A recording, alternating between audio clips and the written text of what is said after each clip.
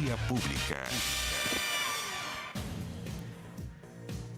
¿Cómo les va? Muy buenas noches, bienvenidas y bienvenidos a esta nueva edición de Vía Pública aquí en las pantallas de Canal 24 horas, 23 horas con 4 minutos ya de este lunes 20 de enero. Donald Trump, lo estuvimos revisando durante toda la jornada aquí en TVN y Canal 24 horas, tuvo su regreso triunfal a la Casa Blanca tras asumir por segunda vez la presidencia de los Estados Unidos. Estuvo rodeado por líderes mundiales y también, por cierto, acompañado de sus seguidores, de varios también magnates de la tecnología a nivel mundial, y Trump asume entonces en este contexto el poder en una ceremonia que se realizó por primera vez en 40 años dentro del Capitolio, esto debido a las bajas temperaturas que se registran por estos días en Washington. En su discurso prometió que bajo su mandato va a comenzar la Edad de Oro y que va a reforzar la frontera del sur de su país con el envío de tropas producto de la crisis migratoria. También anunció su intención de retomar el control del Canal de Panamá. Con esto, Trump se convierte en el presidente número 47 en la historia de Estados Unidos en su regreso a la Casa Blanca después de 4 años.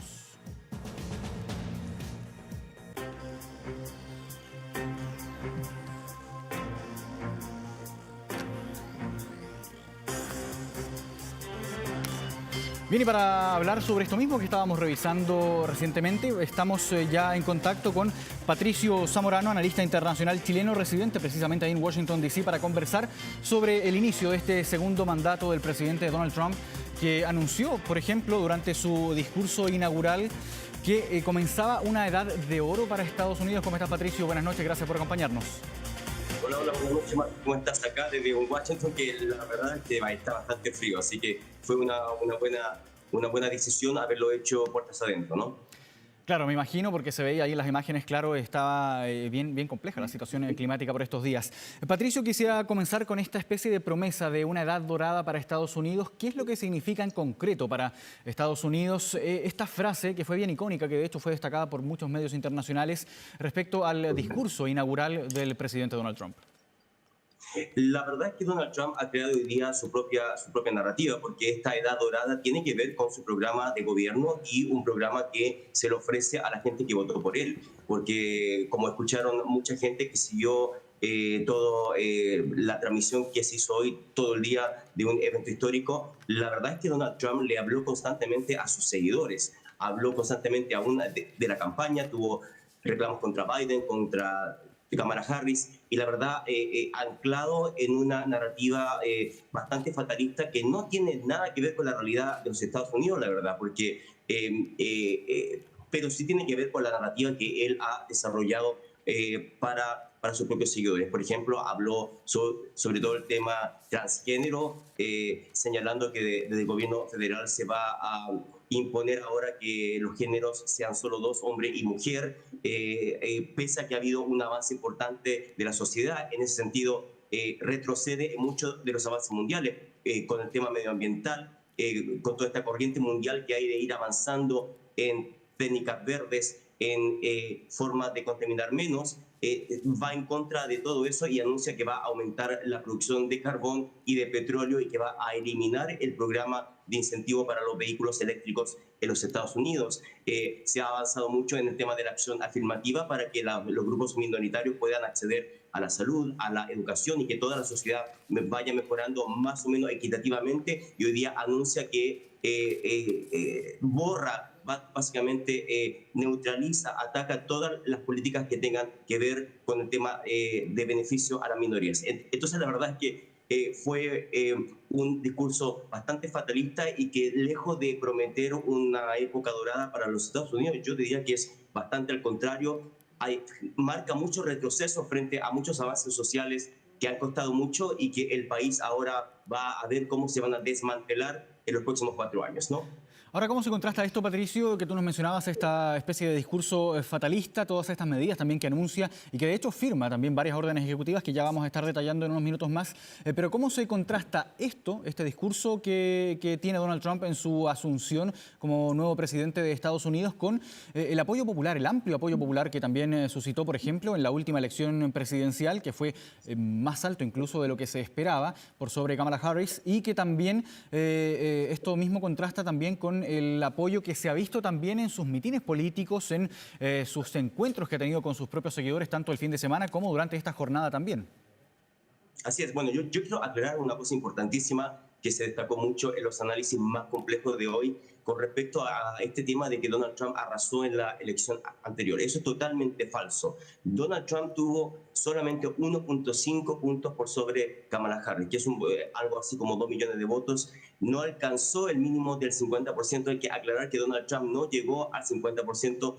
Tiene alrededor de un 49,8%, Kamala Harris un 47 y tanto. Es solamente una distancia de 1.5 puntos, pero Donald Trump se encargó todo el día de señalar una falsa narrativa que él había arrasado con las elecciones. Por supuesto que hay una matemática del sistema electoral de los Estados Unidos que le dio mucho voto del colegio electoral, pero la verdad es que el mandato no es para nada un mandato pleno, fuerte, avasallador, que le permita ejercer políticas públicas sin pensar en el otro 50% que no votó por él. Entonces, en ese sentido, hubo una manipulación importantísima hoy día, en el sentido de señalar justamente lo que tú me preguntabas, de que él está vendiendo esta imagen de que tiene un mandato pleno, que puede hacer lo que se le venga en gana, y no va a ser así. Muchas de los decretos o las órdenes ejecutivas que aprobó hoy día son bastante populistas y él sabe que van a ser fuertemente atacadas en las Cortes de los Estados Unidos. Muchas de ellas no tienen nada que ver con orden ejecutiva, son leyes del Congreso, de la Constitución de los Estados Unidos, por ejemplo,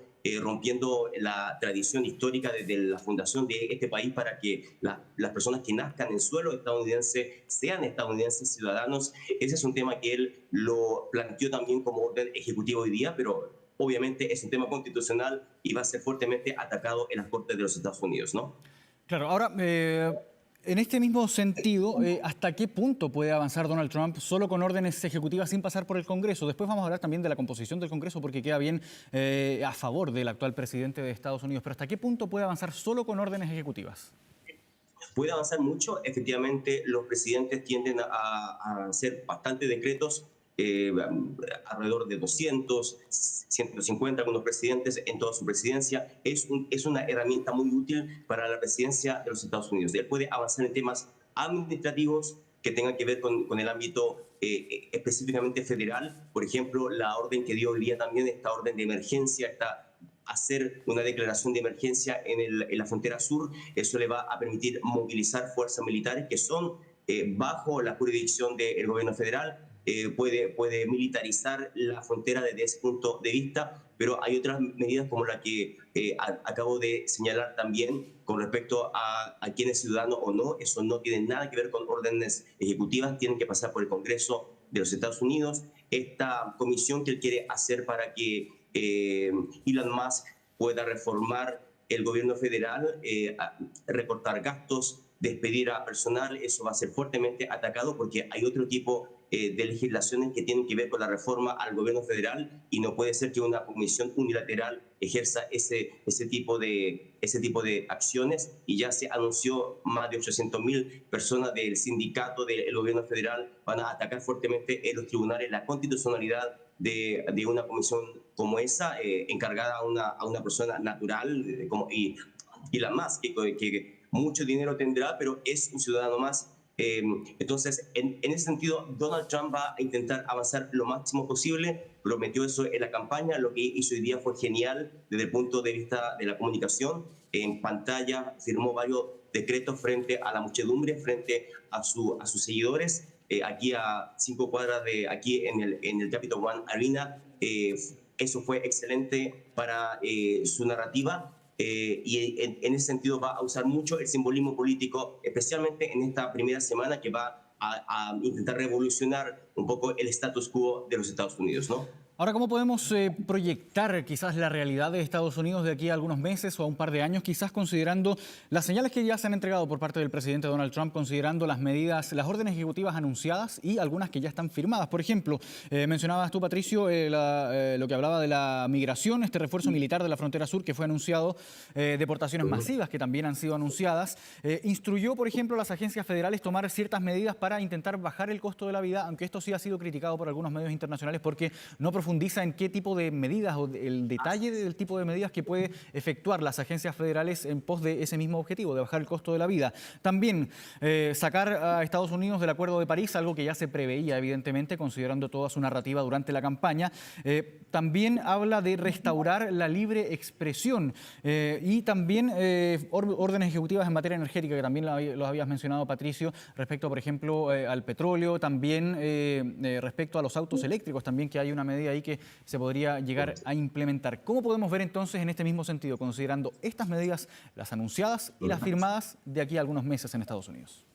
Así que mira, yo te diría que lo principal frente a todo el ruido que se generó hoy comunicacional, porque la variedad de actos ejecutivos, de decretos es increíble y que va a lograr un retraso dentro de los contrincantes también, porque cuando tú inundas con tantos decretos y hay que atacarlos tanto legislativamente como judicialmente, la verdad es que va a haber una saturación de todos esos esfuerzos y en ese sentido le va a beneficiar para ganar tiempo, ¿no? Pero yo te diría que el tema clave aquí, Marco, es el tema de la inflación. Hay que recordar que lejos del tema valórico o no valórico, insisto, casi no llega al 50% del voto, no es un mandato avasallador y en ese sentido la inflación fue el tema que golpeó más a Biden. El tema, yo vivo acá y te puedo decir perfectamente que el tema de la inflación fue un impacto importante que nos ha afectado a todos. Históricamente es uno de los niveles más altos, aunque la inflación en este momento está marginal, pero los efectos están aún viéndose fuertemente.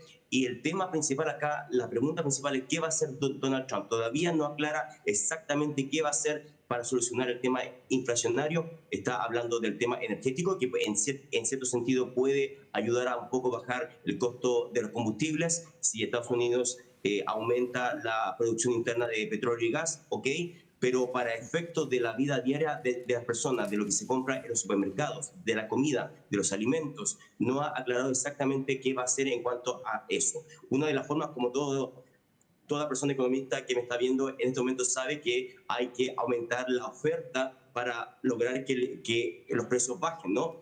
Y en ese sentido se impone estas tarifas contra China, por ejemplo, que es uno de los socios más importantes de los Estados Unidos, que le genera a Estados Unidos un flujo de productos bastante barato, bastante confiable, de unos volúmenes increíbles que mantienen los precios bajos. Si tú impones tarifas a China, ¿qué va a pasar con el tema inflacionario? Entonces la verdad es que él se ha cuidado y hoy día se cuidó mucho de todavía no decir exactamente cómo va a solucionar el tema inflacionario, pero porque no te quepa duda que ese va a ser el tema por el que va a ser medido prontamente y estas medidas van a tardarse meses. Entonces la duda es cómo va a manejarse políticamente para solucionar uno de los temas más fundamentales de campaña, ¿no?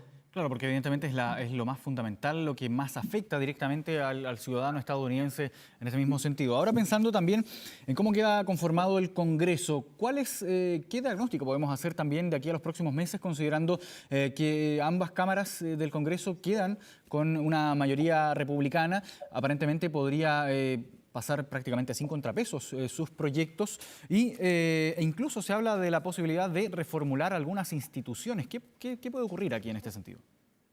Sí, hay algunas que sí, hay ciertas medidas que el Congreso necesita un 50+1, o sea, un poquito más de la mitad. En ese sentido, es más fácil en el Senado, donde el Partido Republicano tiene una mayoría ya un poco más sólida. En la Cámara Baja o en la Cámara de Diputados, ahí hay un poquito más de diversidad. Hay que recordar que hay republicanos moderados, hay republicanos que no se adscriben de manera irrestricta a lo que diga Donald Trump, y en ese sentido la Cámara de Diputados yo te diría que va a ser un factor de moderación un poco más importante, especialmente cuando se necesitan quórum altos, porque la verdad es que el Partido Republicano tiene en la Cámara de Diputados una pequeña ventaja. No es una ventaja importante, no es una ventaja que le permita aprobar absolutamente todo. Así que en ese sentido Donald Trump va a tener todavía que negociar un poco más dentro de ese sector del Partido Republicano que desconfía de él, que no le gustan sus políticas públicas, que no votó por él necesariamente dentro de las primarias del Partido Republicano. Así que en ese sentido va a ser una gran pregunta cómo va a poder negociar Donald Trump en los próximos meses. Y hay que recordar, ya hubo pistas, porque tú tienes que recordar que hay ciertos nominados al gabinete ministerial de Donald Trump que la verdad no fueron aprobados por algunos republicanos y se cayeron varios nombres, ¿no? Entonces, eso te da un poco de luces de que hay republicanos moderados y en ese sentido esta mayoría relativa que Donald Trump tiene en este momento en el Congreso va a tener que negociarla de una manera bastante sabia, ¿no? Claro, hay un cierto contrapeso entonces que se podría generar en este caso desde la Cámara de Representantes y desde el propio Partido Republicano. Ahora, ¿cómo podemos comparar esto con las voces disonantes, detractoras quizás de Donald Trump en tiempos de campaña que se dieron vuelta a su posición y finalmente terminaron apoyándolo? ¿Podría ocurrir esto mismo en la Cámara de Representantes con los republicanos disidentes?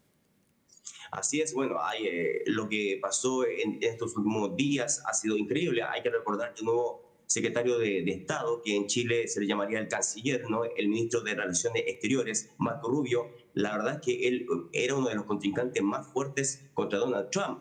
Y la verdad es que se ofendieron mutuamente.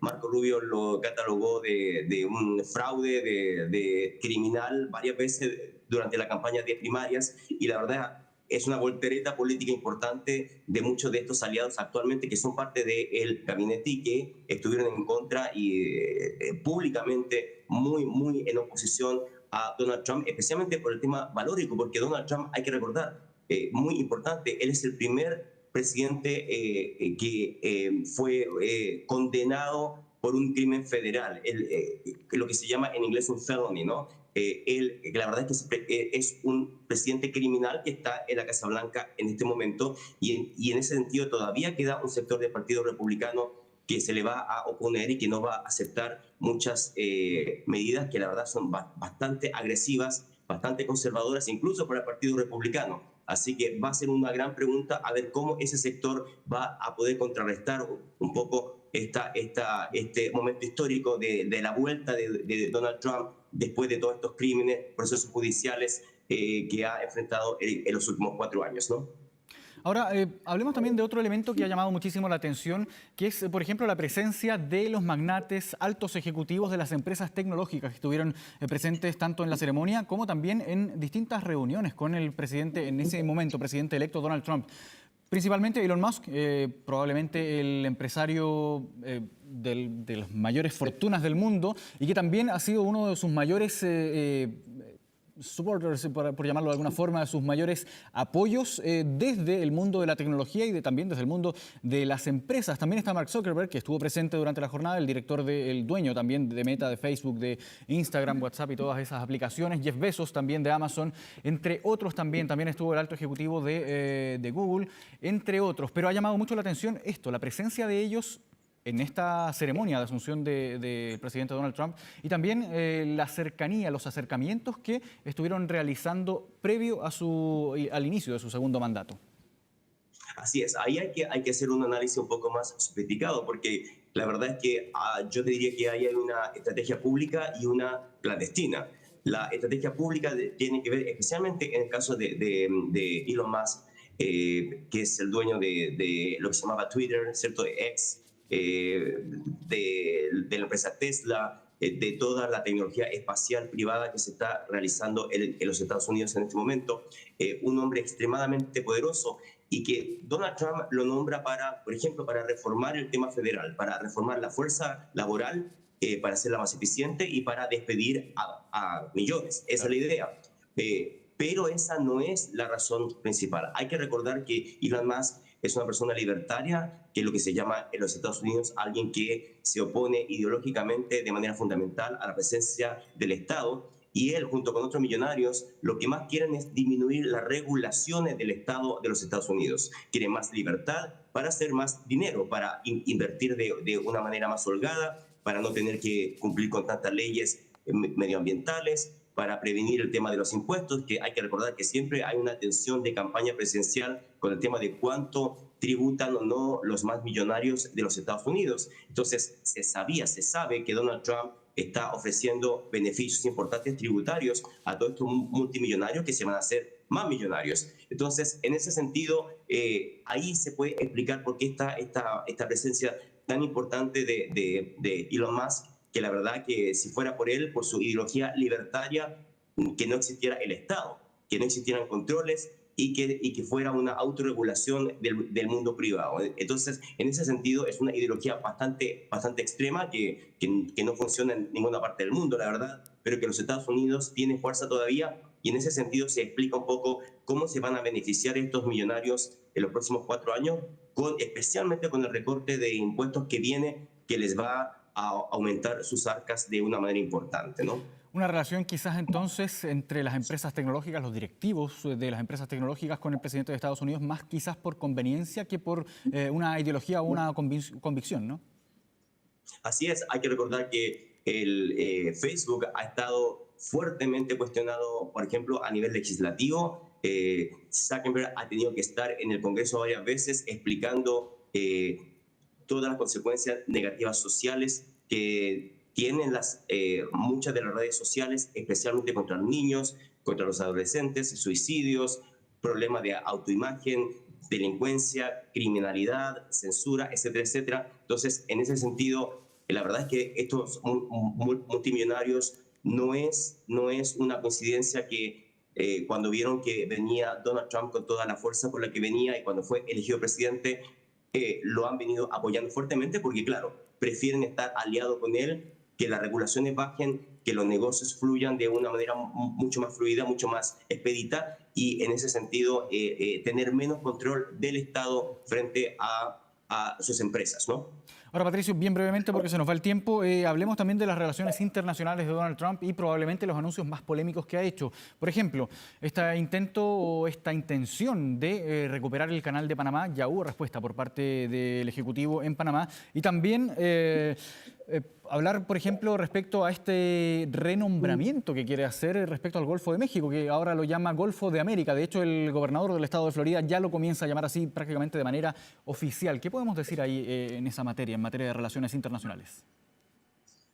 La verdad es que, claro, ha sido un disparate de una cantidad de expresiones y no mencionaste el tema de invadir o anexionar Groenlandia, ¿no? Claro, sí, se me quedaba ahí en el tintero. La verdad es que nos ha sorprendido incluso más con todas estas medidas. Hay una broma dentro de los Estados Unidos que el estado de Nuevo México se va a llamar Nueva América, entonces ahora. La verdad es que tiene que ver con el tema de hablarle a sus propios seguidores. Y ese es un tema importante porque hay que recordar que, a diferencia de la presidencia de los Estados Unidos, con lo criticable que es el país más poderoso de los Estados Unidos, la presidencia siempre asumía al otro día o el día del juramento como un factor de unidad del país. Y en ese sentido hay que escuchar muy bien el discurso, los dos discursos o tres que hizo Donald Trump hoy día, y la verdad es que es lo contrario. Él busca la desunión, busca crear conflicto, y a nivel internacional está creando exactamente lo mismo. Y no mencionaste un tema importante: firmó hoy día también un decreto para sacar a Estados Unidos de la Organización Mundial de la Salud. Entonces, la verdad es que a nivel internacional, aparte de salirse del Acuerdo de París, son medidas extremas que le hablan a sus propios seguidores con una visión nuevamente fatalista, con una visión centrista de los Estados Unidos, un poco con esta teoría del excepcionalismo que es bastante añeja y que Donald Trump la trae nuevamente a la política de los Estados Unidos, generando esta idea de que Estados Unidos está elegido por Dios, nombró a Dios también como representante de su salvación cuando no le llegó el balazo que alguien casi le pega en este atentado contra él. Entonces, la verdad es que Donald Trump está jugando a una contradicción y a un conflicto social extremadamente importante que da mucha duda de cómo va a ser un poco la polarización en los próximos 4 años, que ya se había recuperado un poco, pero que ahora viene con mucho más fuerza. Así que vamos a ver si eso le va a beneficiar o no al otro 50% de los votantes que no votaron por él, ¿no? Ese es el tema importante. Enhorabuena que Donald Trump genere políticas públicas que beneficien a todo el país, pero los anuncios que hizo hoy, la verdad es que benefician a un porcentaje de la población y no a todo el pueblo de los Estados Unidos. Claro, una jornada repleta de anuncios entonces por parte del ahora presidente ya en ejercicio, Donald Trump, en Estados Unidos. Entonces, que de hecho una de las últimas medidas ahí que se nos quedaba ahí en el tintero, el cierre de distintas causas relacionadas al asalto al Capitolio. De hecho, son cerca de 1.600 casos, hay indultos, hay penas conmutativas y una serie entonces de salidas alternativas que se generan para quienes están acusados por este ataque al Capitolio. Patricio Zamorano, agradecemos muchísimo esta conversación contigo desde Washington porque nos permite conocer también in situ la situación ahí mismo en la capital de Estados Unidos respecto a la asunción del presidente Donald Trump. Patricio, muchas gracias por esta conversación, que estés bien. Saludos cordiales.